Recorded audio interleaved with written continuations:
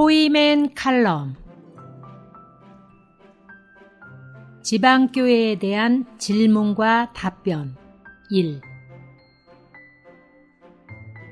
많은 분들이 지방교회에 대해서 정확하게 알지 못하고 심지어 오해와 편견을 갖고 있습니다. 여기 나오는 질문 답변은 그런 분들에게 도움이 되도록 편집했습니다. 질문 1. 지방교회는 왜 목사가 없나요? 목사라는 호칭은 없지만 목사의 역할을 하는 인도자들은 있습니다. 엄밀한 의미에서 목사라는 호칭은 성경에 없기 때문에 목사라고 부르지 않습니다. 에베소 4장 11절에서 포이멘이라는 헬라 원문을 목사라고 번역했으나 사실 그 단어는 다른 곳에서는 목자로 번역되었습니다. 에베소 4장 11절만 목사로 번역한 것입니다. 요한복음 10장 11절에서는 나는 선한 목자입니다 라고 번역되었습니다.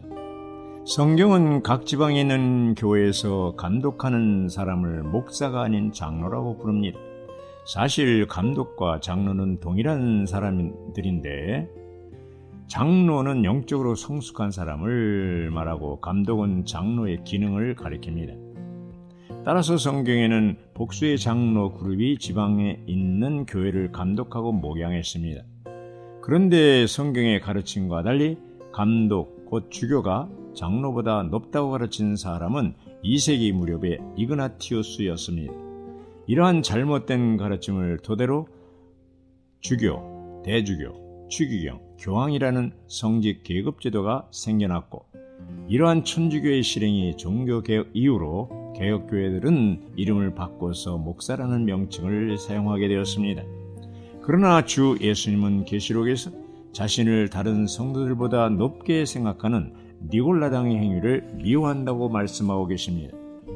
지방교회들 안에는 목사라고 불리는 사람은 없지만 복수의 장로 그룹이 있어서 교회 행정을 책임지며 목양을 통해 성도들을 돌보고 있습니다. 성직자 계급 제도는 구약의 제사장 제도에 속한 제도입니다. 출애굽기 32장 금송아지 사건 이후로 이스라엘 12지파 중에 오직 레위 지파만이 제사장 지파가 되었습니다. 이들은 강력한 중간 계급이 된 것입니다. 그리스도의 몸을 말하는 신약에는 이런 중간 계급이 없습니다.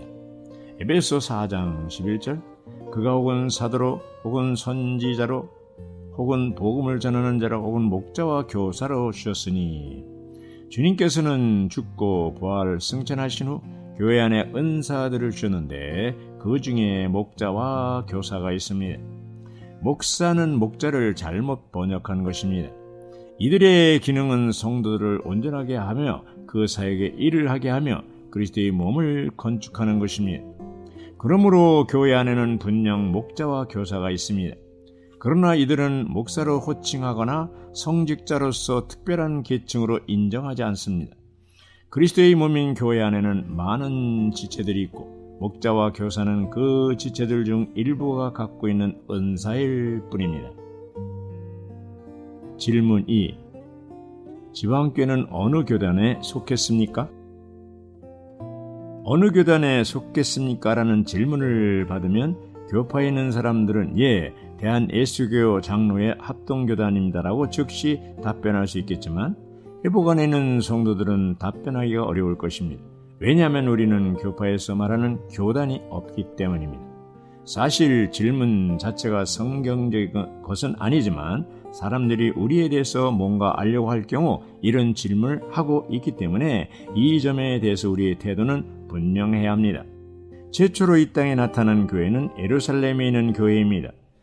사도행전 8장에 보면 핍박으로 인하여 예루살렘에 살던 성도들이 다른 지방으로 흩어진 것을 볼 수 있습니다. 핍박으로 인해 어떤 성도가 안디옥으로 이주했다면 그는 안디옥에 살고 있는 교회 안디옥 교회가 되는 것입니다. 바울은 아시아뿐 아니라 유럽 쪽으로도 복음을 전파하여 여러 지방의 교회를 세웠습니다. 그래서 빌립보에 있는 교회, 고린도에 있는 교회 등 많은 지방의 교회들이 생겨났습니다. 초대교회는 본인이 살고 있는 도시가 교회 이름이 되었습니다. 성경에는 그 외에는 다른 이름이 없습니다. 신약에서 교회의 위치는 분명합니다. 우리는 하나님이 정해주신 위치를 떠나지 말아야 합니다. 떠나면 그것이 분열이요 교파가 되는 것입니다. 구약시대 하나님은 이스라엘 민족이 하나를 유지하도록 예루살렘을 선택하셨고 1년에 3차례 그곳에 모이게 하였습니다. 그러나 여로보암이 하나님이 정해준 원칙을 무너뜨렸습니다. 열왕기상 13장 34절은 이 일이 여로보암의 집에 죄가 되어 그 집은 지면에서 끊어져 파멸하였다고 하였습니다. 하나님이 정해준 위치를 떠날 때 그 결과가 얼마나 엄중한지를 깨닫고 우리에게 경고가 되어야 합니다. 북이스라엘의 10개 지파는 인수가 많은 것으로 정당화했지만 하나님은 여로보암의 악을 매우 엄중하게 다루셨습니다. 우리가 타임머신을 타고 2000년 전으로 올라가 예루살렘에 가서 사람들에게 당신은 어느 교단에 속했습니까? 질문한다면 그들은 무슨 질문인지 이해하지 못할 것입니다. 그 당시에는 교단이 존재하지 않았기 때문입니다. 천주교도 장로 교단도 없었습니다. 단지 예루살렘에 있는 교회만 있을 뿐입니다. 회복이란 본래 교회 위치로 돌아가는 것을 말합니다.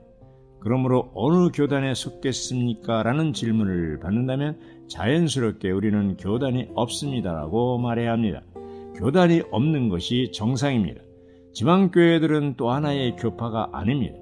성경에는 장로와 침례, 성결, 감독 등은 있지만 장로교회, 침례교회, 성결교회, 감리교회는 없습니다. 교회는 그리스도의 몸으로서 지방교회로나 우주적으로나 하나입니다. 성경에 따르면 교회는 온 우주 가운데 하나입니다. 달이 하나이듯이 하나입니다. 하나의 달이 서울에서 보면 서울달이요, 런던에서 보면 런던 달이듯이 교회가 지방적으로 나타날 때 그 지방의 이름을 따라 예루살렘 교회, 안디옥 교회, 고린도 교회라 불렀습니다. 그러므로 우리를 지칭하는 지방교회는 고유명사가 될 수 없고 우리의 이름이 될 수 없습니다. 서울에 살고 있는 교회, 서울에 있는 교회, 서울교회라고 부르면 됩니다. 그러므로 지방교회는 또 하나의 교파가 아니라 우주적인 그리스도의 한 몸으로서 어느 지방에 살고 있는가를 지칭하는 말일 뿐입니다. 질문 3. 성경에 나타난 교회의 위치는? 성경에 나타난 교회들은 아주 단순하고 분명한 위치를 가지고 있습니다. 그것은 한 도시 한 교회입니다. 초대교회들은 이 원칙에서 벗어나지 않았습니다.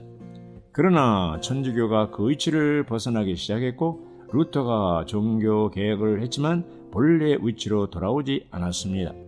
계시록 2장 3장에는 사도 요한이 아시아 7교회에게 보낸 서신이 나옵니다. 모든 교회들은 그 도시의 이름을 근거로 붙여졌습니다. 성경에 있는 원칙은 누구든지 변경할 수 없습니다. 그러나 위치를 떠난 천주교와 루터교와 개신교의 교파들은 자신들의 입장을 합리화하기 위해서 여러 가지 이유를 대고 있습니다. 하나님이 정해주신 분명한 위치가 있는데도 이것을 인정하지 않고 자기들이 정당성을 주장합니다. 이 문제는 주님이 다시 오셔야만 해결할 수 있을 것입니다. 교회 수가 많고 교인 수가 많고 교세가 크다고 해서 성경적인 것은 아닙니다. 하나님이 정해주신 교회의 위치를 떠나면 교파가 되는 것입니다. 주님이 오시면 위치를 떠난 교회에 대해 질문할 것입니다. 지방교회라는 위치는 하나님께서 정하신 것입니다. 아시아 7교회들은 각각 도시에 따라 그들의 위치가 있습니다. 그러므로 우리는 결코 다른 단체들에 대해서 비방해서는 안 됩니다. 우리는 겸손하게 주님의 정해진 위치에서 빌라델피아 교회의 길을 가면 되는 것입니다. 질문 4. 왜 신원 집회를 하는가요? 성경은 두 가지 집회 방식을 말해주는데 하나는 정기적으로 모였던 상호성의 집회요, 또 하나는 부정기적으로 모였던 사역적인 집회입니다. 상호성의 집회란 한 사람이 말하는 것이 아니라 서로 말하고 서로 듣는 집회입니다. 한 사람이 말하고 모든 사람이 듣는 사역 집회 방식은 성도들 사이에 계급을 가져왔고 각 사람의 기능을 마비시켰습니다. 본래 초대교회는 이집트 집에서 모여서 상호성의 집회를 하였습니다. 그러나 상호성의 집회는 니골라당의 등장으로 어느새 사라지고 사역적인 집회가 정기 집회가 되었습니다. 이것은 지체들의 기능을 마비시키는 결과를 가져왔습니다. 이것이 바로 사탄의 목표였습니다. 은사주의가 들어와서 성도들은 단지 듣기만 하고 성직자만 말하는 형태로 바뀌었습니다.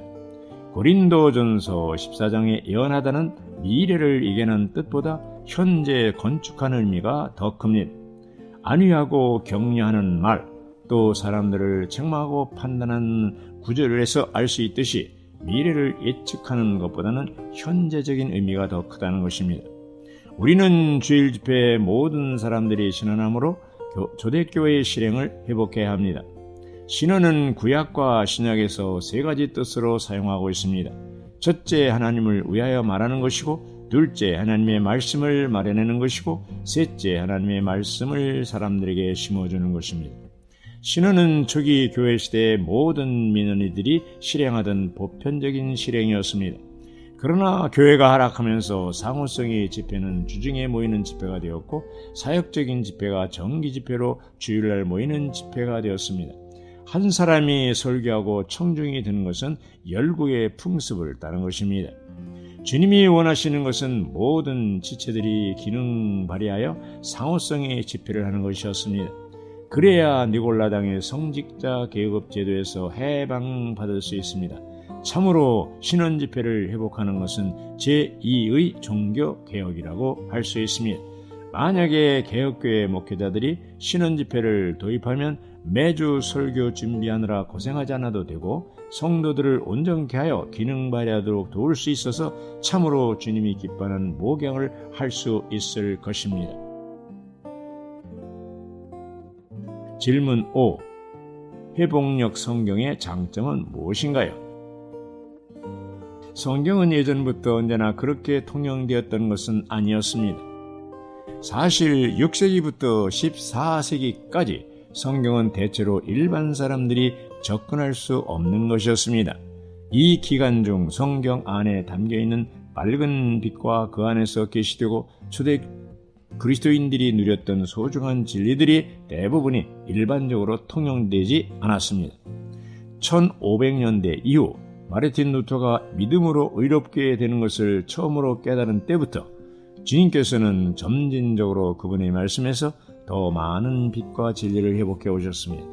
이러한 영적이면서도 성경적인 이해가 회복되면서 이와 상응하여 교회 생활의 개인적인 측면과 단체적인 측면 모두가 회복되기에 이르렀습니다.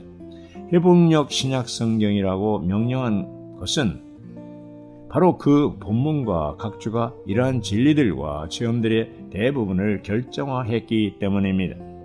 종교개혁 때부터 시작해서 성경 해석학과 성경에 대한 이해의 진보가 있어 왔고, 영어 자체도 진화함으로써 교회는 수많은 영어 성경 번역본들을 만들어냈습니다. 우리는 이러한 많은 번역본들에 감사하고 또 그 번역본들을 사용하고 있습니다. 여러 해 동안 우리는 킹 제임스 성경, 미국 표준역 등과 같은 다른 번역본들을 사용했습니다. 우리가 회복력 성경을 주로 사용하게 된 것은 1987년부터이고 한국어 신약 성경은 2007년부터 사용하고 있습니다. 회복력 성경은 원본에 충실하면서도 읽기 쉬운 번역이므로 폭넓게 받아들여지고 있습니다. 회복력은 톰슨 성경처럼 각주를 기록한 성경으로 그 내용에 있어서는 전혀 문제가 없고 기존의 성경과 번역이 다르지 않습니다. 회복력 신약 성경은 원어에서 직접 번역한 것으로 이는 지난 5세기 동안의 주요 영어 번역본에 의해 확고히 설정된 번역 원칙들과 표준에 입각한 것입니다. 회복력 한국어 서문을 보면 한국어 신약 회복력 성경은 1979년에 출간된 네스틀레 알란트의 헬라어 신약 전서 제26판에 근거하여 영어 신약 회복력 성경을 번역한 것입니다. 그리고 본문과 각주의 번역에서 난해한 부분은 중국어 신약 회복력 성경의 관점을 참고하였으며, 본문에 대한 이해를 돕기 위하여 필요하다고 생각되는 부분에는 편집자의 판단에 따라 각주를 추가하였습니다. 또한 다음 세대를 고려하여 가라 세대를 사용하지 않고 정확하면서도 쉽게 이해할 수 있는 단어와 문장으로 번역하되 성경이 지니할 영적인 권위와 품격을 잃지 않도록 하였습니다. 질문 6. 지방교회 건물에는 왜 십자가가 없나요? 초기 주님이 세우시고 사도들에 의해 세워진 교회들 안에는 십자가가 없었습니다. 처음 십자가를 사용한 것은 콘스탄틴 이후 AD 431년 교회 내부에 사용했고 지붕에 달린 것은 AD 586년경부터였습니다. 초기 기독교와 달리 가톨릭 교회에서 십자가가 세워지기 시작한 것은 십자가나 여러 신의 형상에 익숙해 있던 로마 제국 내의 이교도들, 특히 게르만 민족의 개종을 위한 것으로 보입니다. 7세기경에는 미술품으로 십자가 위에 예수 그리스도가 못 박혀 있는 십자고상이 만들어졌으며 13세기 이후에는 십자고상이 예배의 대상으로도 사용되기 시작했습니다. 십자가는 교회 내부와 외부에서 신도들의 가정으로 전해졌고 성찬 그릇과 사제복, 왕관이나 검, 방패의 장식, 목걸이, 반지 등에도 장식용으로나 악마를 쫓는 의미로 사용되었습니다. 십자가의 유래는 예수님이 십자가에 못 박히고 난 이후 첫 3세기 동안 십자가는 개인적 헌신의 상징이었습니다.